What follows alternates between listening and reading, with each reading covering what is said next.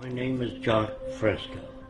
I'm project director of the Venus Project in Venus, Florida.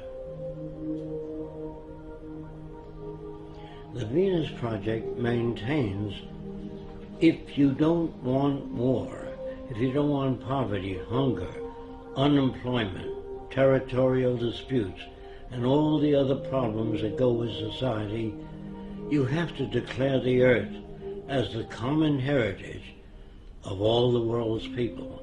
If you fail to do that, you'll have problems to the amount of events you don't want to change. If we don't change, we'll have the same problems over and over again.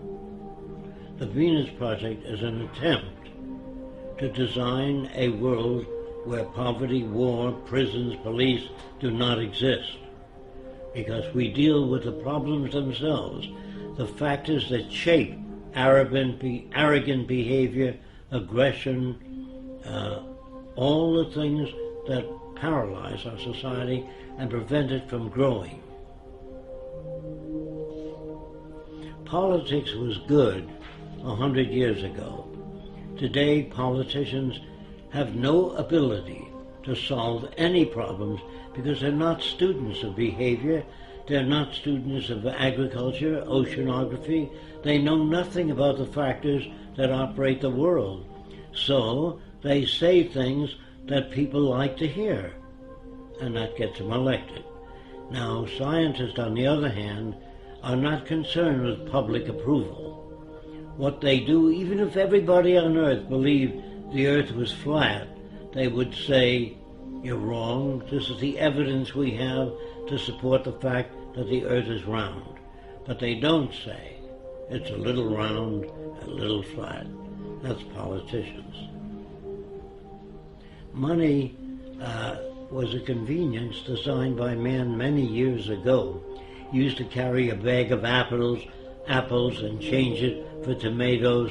That was a trade in the old days. But when you invented money, it carried smaller particles, and it was easier to represent apples or tomatoes or eggs by giving a person a coin instead of bringing 50 eggs and chickens. Money represented a value agreed upon to diminish the lugging around of heavy objects. Later, it became the most corrupting medium in the world. It corrupted people. They paid each other off. If you wanted a congressman to act in your behalf, you put up a certain amount of money to help him get elected, and you owe that person a favor. And that's the same with the drug companies, the auto companies, the banks. All systems all over the world that use money are basically corrupt. Religion.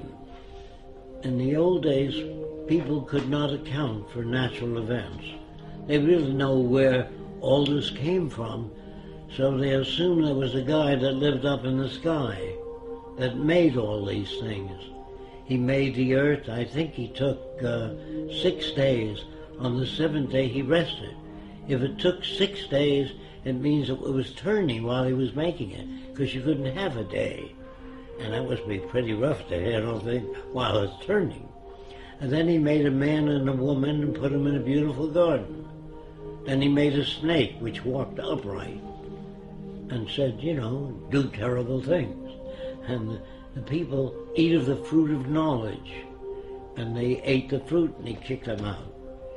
First he made the snake to tempt them. I don't understand this all-loving, all-benevolent being that loves everybody.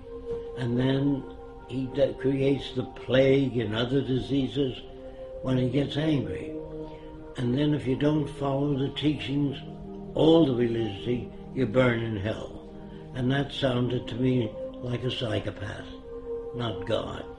But I'm mixed up when they tell me God loves everybody, then he creates a plague where children died.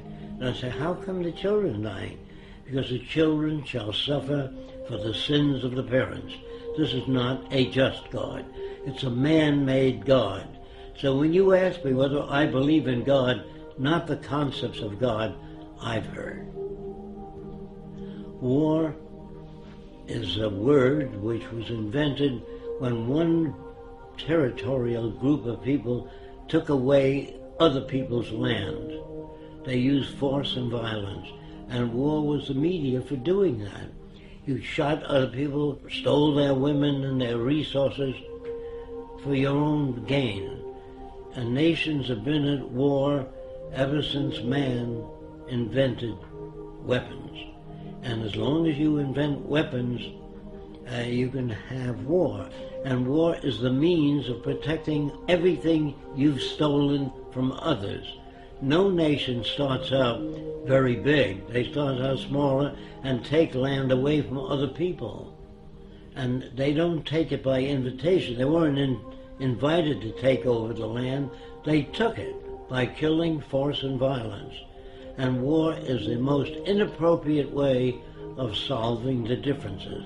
That's why I'm against the Pentagon and the military, because they majorly should be concerned with how to bridge the difference and bring nations together toward a common purpose, namely taking care of the environment, one another, and restoring the damaged environment.